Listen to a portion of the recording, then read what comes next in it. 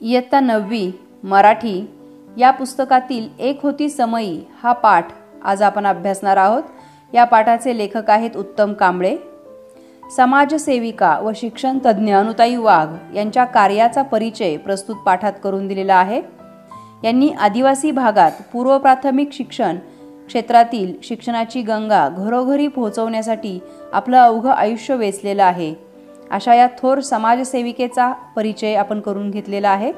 इथे आपल्याला अनुताई वाघ दिसतायत। उत्तम कांबळे लिखित एक होती समयी हा पाठ पाहूयात। पाठ परिचय थोडक्यात। आदिवासींमध्ये कमालीचे दारिद्र्य असल्यामुळे कोणत्याही सोयी सुविधा उपलब्ध नसतात। वर्ग घेण्यासाठी साधी जागा मिळत नाही। बसण्याच्या सोयी खडूफळा या गोष्टीही मिळत नाहीत। अनुताईंनी या स्थितीला खंबीरपणे तोंड दिलं। जिथे मिळेल तिथे वर्ग घेतले। प्रसंगी झाडाखाली, कधी गोठ्यात, कधी झोपडीत, तर कधी उघड्या बोडक्या माळावर वर्ग घेतले। सर्व भौतिक सोयींची वानवा होतीच, पण आदिवासींची मानसिकताही शिक्षणाला पूरक नव्हती। पोट भरण्यासाठी त्यांना भटकावं लागत असल्याने मुलांना शिक्षणासाठी मोकळे ठेवणे त्यांना परवडत नसे। शिवाय अज्ञान, अंधश्रद्धा, रूढी, परंपरा यांच्या प्रभावामुळेही आदिवासी लोक शिक्षणाकडे दुर्लक्ष करत। त्यांना पुन्हा पुन्हा समजावून सांगून शिक्षणात वेगवेगळे प्रयोग आणून अनुताईंनी शिक्षणाकडे आणलं। त्यांचीच ही कथा आपण पाहूयात।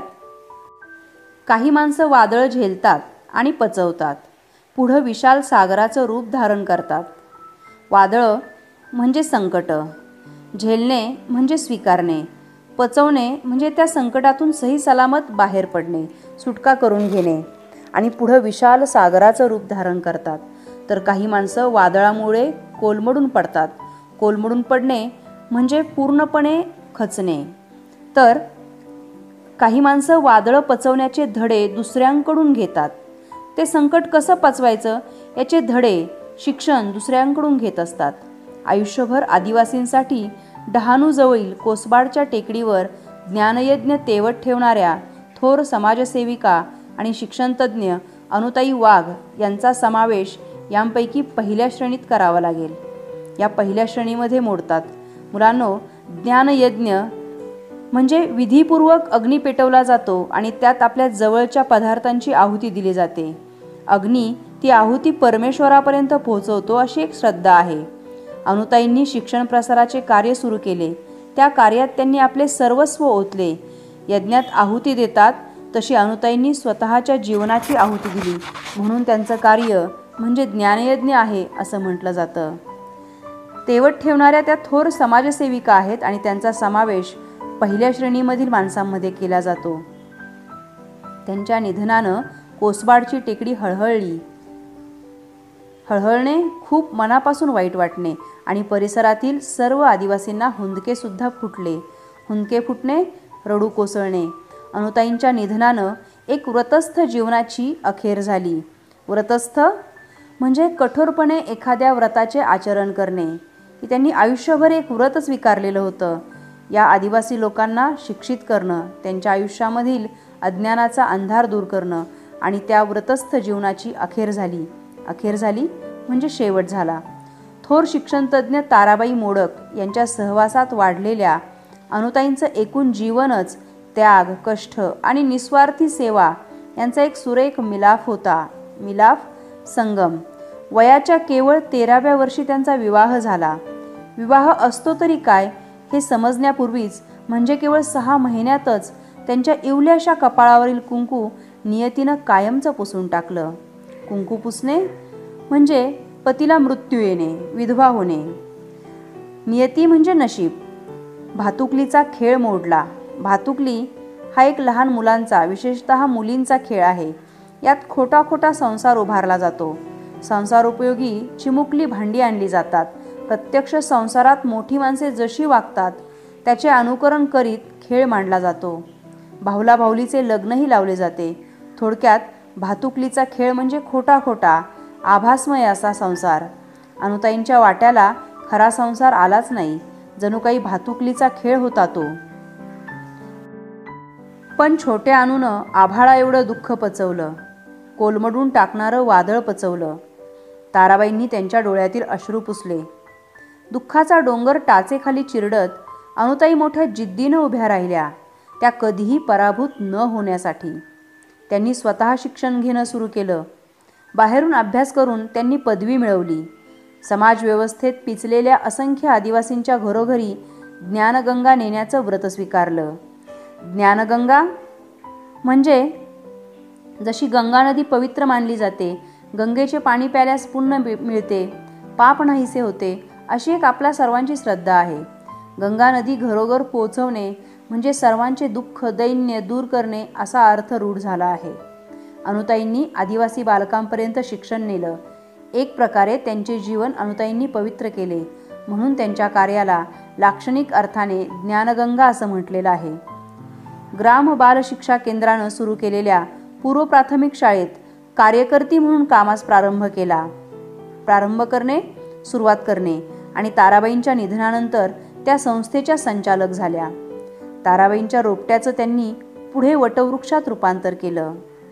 म्हणजे ताराबाईंचं काम की जे छोटंसंच होतं सुरुवातीला, ते त्यांनी आणखी मोठं केलं.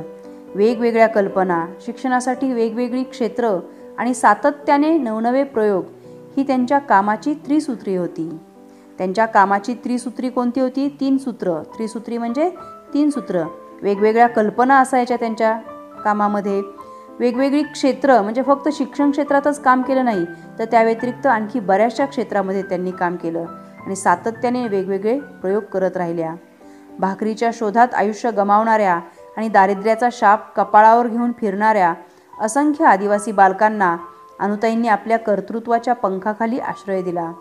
मायेची ऊब दिली आणि असंख्य मनांमध्ये ज्ञानाची ज्योत पेटवली. शिक्षक, मार्गदर्शक, कार्यकर्त्या, विचारवंत, लेखिका अशी विविध रूपं व्यक्त करून त्यांनी आदिवासींमध्ये एक चांगलं स्थान मिळवलं. रानावनात भटकणाऱ्या आदिवासींना व्यावहारिक शिक्षण देणं तसं खूप सोपं, पण जाणीवपूर्वक आयुष्यात उपयुक्त ठरणारं औपचारिक शिक्षण देणं तसं खूप अवघड.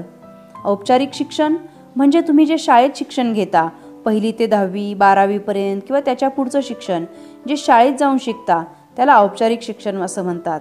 आणि व्यावहारिक शिक्षण जे शाळेबाहेर समाजात फिरताना मिळतं, ते शिक्षण म्हणजे व्यावहारिक शिक्षण. त्यासाठी आवश्यक असते भविष्याचा वेध घेणारी दूरदृष्टी आणि धडपड. भविष्याचा वेध घेणे म्हणजे भावी काळात काय काय होऊ शकेल याचा अंदाज बांधणे. या दोन्ही गोष्टी अनुताईंकडे होत्या. त्यामुळे त्यांना वेगवेगळे प्रयोग करताना कसलीच अडचण भासली नाही की पाश्चिमात्यांचा अभ्यासक्रम भाषांतरित करावा लागला नाही. भाषांतरित करणे, अनुवादित करणे. पाश्चिमात्य म्हणजे इंग्रज लोक. प्राथमिक शिक्षण म्हणजे एकूणच शिक्षणाचा आणि आयुष्याचा भक्कम पाया असावा लागतो, याचं भान त्या कधीच विसरल्या नाहीत. की शिक्षणाच्या दिशाहीन प्रसाराचा ध्यास त्यांनी धरला नाही. दिशाहीन म्हणजे दिशा नसलेलं. आपल्या मंद प्रकाशात मंदिर उजळून टाकणाऱ्या समईप्रमाणे अनुताईंनी काम केलं. मंद प्रकाशात मंदिर उजळून टाकणाऱ्या समईचं काम जसं असतं तसंच काम अनुताईंनी केलेलं आहे. समई काय करते ते सर्वांना माहिती आहे. समई देवाजवळ लावली जाते. या समईचा प्रकाश मंद, शांत, स्निग्ध असा असतो. तिच्या प्रकाशात शांत निवांत वाटतं. ही समई गाभारा उजळून टाकते आणि त्या शांत प्रकाशात बसावं, देवाचं नाव घ्यावं अशी सर्वांची इच्छा होते. तिचा प्रकाश भगभगीत नसतो. भगभगीत प्रकाशात मनाला शांती कधीच मिळत नाही. अनुताई वाघांचं व्यक्तिमत्व समईसारखंच होतं. त्यांच्याजवळ डामडवल नव्हता, भपका नव्हता, त्या कडक शिस्तीच्या नव्हत्या, मुलांवर रागावून त्यांना दम देऊन गप्प बसवणाऱ्या नव्हत्या. त्यांना आदिवासी मुलांबद्दल अमाप माया होती. त्यामुळे आदिवासी मुलांना अनुताईंच्या सहवासात असताना मायेची ऊब मिळे. अनुताईंचा सहवास त्या मुलांना जणू समईचा प्रकाश वाटे आणि त्यामुळे त्यांच्या कामाला समईची उपमा दिलेली आहे. अनुताईंना सुद्धा समईची उपमा दिलेली आहे. प्रसिद्धीचा झगमगाट मिळवण्याचा हव्यास त्यांनी धरला नाही, कारण त्या आणि त्यांचं कार्यच स्वयंप्रकाशित होतं. स्वतःच प्रकाश देणारं असं काम होतं. अनेकांनी या लोभस उजेडात आपल्या आयुष्यातील अंधार संपवण्याचा प्रयत्न केला. प्रसिद्धी आणि मानसन्मान त्यांच्यापर्यंत चालत आले आणि त्यांनी स्वतःचंही भाग्य उजळून घेतलं. त्यांनी केलेल्या अजोड कामाला, अजोड म्हणजे ज्याला कशाचीही जोड नाही असा, कोणाच्या शिफारस पत्राची गरज नव्हती किंवा एखाद्या पुरस्काराची सुद्धा आवश्यकता नव्हती. पुरस्काराला छेद देऊन पुढं जाणारं असं त्यांचं कार्य होतं. म्हणूनच आदर्श शिक्षक, पद्मश्री, दलित मित्र यांसारखे मानसन्मान नेहमीच अनुताईंच्या शोधात भटकत राहिले. इथे अनुताईंच्या शोधात हे पुरस्कार भटकत होते. अनुताई पुरस्कारांच्या पर्यंत पोहोचल्या नाहीत, तर पुरस्कार त्यांच्यापर्यंत आले. बऱ्याचदा असं होतं की शासन, समाज अनेकांचा सन्मान करत असतं आणि कित्येक जण हे सन्मान मिळावेत म्हणून गैरमार्गाने प्रयत्न करतात.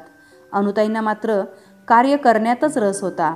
त्यांचे कार्यच एवढे उत्तुंग होते की त्यांचा सन्मान करावा असं सर्वांनाच वाटत होतं. म्हणून अनुताईंनी न मागता अनेक सन्मान त्यांना मिळत गेले. शिक्षणाच्या अनुषंगानं अनेक क्षेत्रातही अनुताईंनी फार मोठं काम केलं आहे. शिक्षणाबरोबरच त्यांनी बालकल्याण, लहान मुलांच्या कल्याणासाठी, मूकबधिरांसाठी शिक्षण, महिला विकास कार्यक्रम, अंधश्रद्धा निर्मूलन, स्वच्छता, कुटुंब कल्याण, आरोग्य आदी विषयांवरही खूप कष्ट घेतलं. अंधश्रद्धा निर्मूलन म्हणजे अंधश्रद्धा नाहीशी करण्यासाठी काम करणं. पूर्वी लोक भूताखेतांच्या, देवधर्माच्या, खूप जुन्या कल्पनांवर श्रद्धा ठेवणे ह्या सगळ्या गोष्टी करत होते. याला अंधश्रद्धा असं म्हणतात. या अंधश्रद्धाळू माणसांना विज्ञान निष्ठेकडे पाठ फिरवलेली असते. अंधश्रद्धेतून चुकीचे निर्णय घेतात, त्यामुळे त्यांचं खूप नुकसान होतं. कधीकधी माणसांचे प्राणही जातात.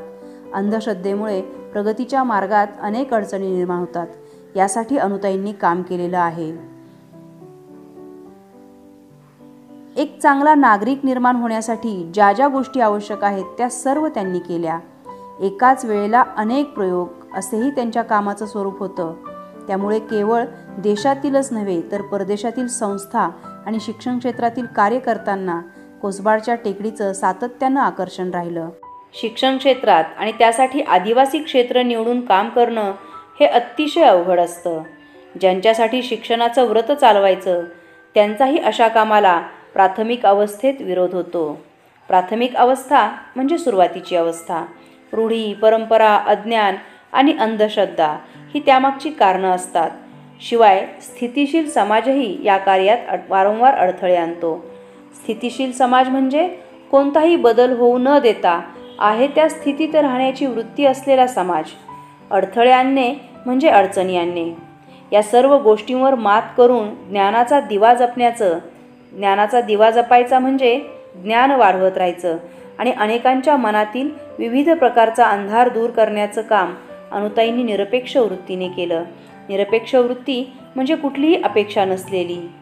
स्वतःच्या बळावर त्यांनी शिक्षण क्षेत्रात एक सुरेख स्वप्न पाहिलं. ते प्रत्यक्षात उतरवलं. कधी झाडाखाली, कधी गोठ्यात, कधी बोडक्या माळावर. बोडक्या माळावर म्हणजे जिथे झाडं, वनस्पती असं काही नसेल अशा ठिकाणी, तर कधी झोपडीत वर्ग चालवून त्यांनी मोठ्या जिद्दीनं ज्ञानाचा प्रसार केला. ज्ञानाचा दिवा घरोघरी लावा असा प्रचार त्यांनी कधी केलाच नाही, तर स्वतःलाच दिवा बनवलं. त्यात आपल्या श्रमाचं तेल ओतलं. कर्तृत्वानं तो पेटवला आणि आयुष्यभर तेवतच ठेवला. तेवतच ठेवणे म्हणजे तसाच सुरू ठेवला. 5-6 तपांच्या अविरत धडपडीनंतर कोसबाडच्या टेकडीवर ही समई आता विझली आहे. त्यामुळे अवघी टेकडी हळहळली असेल, आदिवासींचे डोळे पाणावले असतील. तर या सर्वांनी अनुताईंच्या पाऊलखुणा जपून ठेवणं हीच त्यांना आदरांजली ठरेल. मुलांनो, आपल्याकडे शिक्षण म्हणजे पुस्तकी शिक्षण असा एक समज घट्ट बसला आहे. खरे तर शिक्षण जीवन जगण्यासाठी व लाभलेले जीवन अधिक समृद्ध करण्यासाठी आवश्यक असते. त्यासाठी दिले जाणारे शिक्षण हे जीवनाभिमुख असले पाहिजे. ते जीवनाशी जोडले गेले पाहिजे. समाजात पूरक वातावरण तयार असले पाहिजे. अंधश्रद्धा नष्ट झाली पाहिजे. वैज्ञानिक दृष्टिकोन वाढला पाहिजे. कुटुंब कल्याणाकडे लक्ष दिले पाहिजे. स्वच्छता व आरोग्य यांबाबत समाजात जागृती हवी. तसेच लहान मुले, मूकबधीर व महिला या घटकांना सक्षम केले पाहिजे. इतके व्यापक भान अनुताईंना होते. म्हणून त्यांनी शालेय शिक्षणाबरोबर अन्य सामाजिक क्षेत्रांकडेही लक्ष दिले आणि तेथेही भरीव काम केले. खरंच अनुताईंच्या कार्याचा हा फार मोठा विशेष आहे आणि खूपच कौतुकास्पद सुद्धा हे कार्य आहे.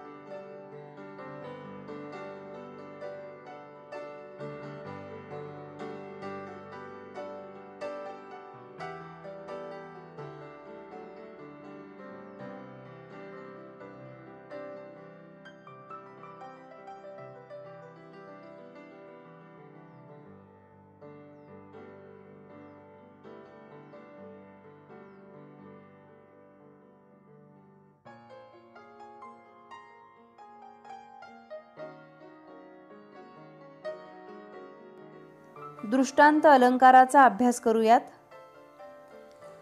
एखादे तत्व, एखादी गोष्ट किंवा एखादी कल्पना पटवून देण्यासाठी त्याच अर्थाचा एखादा समर्पक दाखला किंवा उदाहरण दिले जाते तेव्हा दृष्टांत अलंकार होतो. दृष्टांत अलंकाराची वैशिष्ट्ये पाहूयात. एखादी गोष्ट पटवून देणे आणि ती पटवून देण्यासाठी समर्पक उदाहरणांचा वापर करणे ही दृष्टांत अलंकाराची वैशिष्ट्ये आहेत. कुठलीही गोष्ट पटवून देण्यासाठी त्यासाठी त्याच अर्थाचा एखादा समर्पक दाखला किंवा उदाहरण दिले जाते तेव्हा दृष्टांत अलंकार होत असतो. उदाहरण पाहतोय आपण. लहानपण देगा देवा, मुंगी साखरेचा रवा, ऐरावत रत्न थोर, त्यासी अंकुशाचा मार.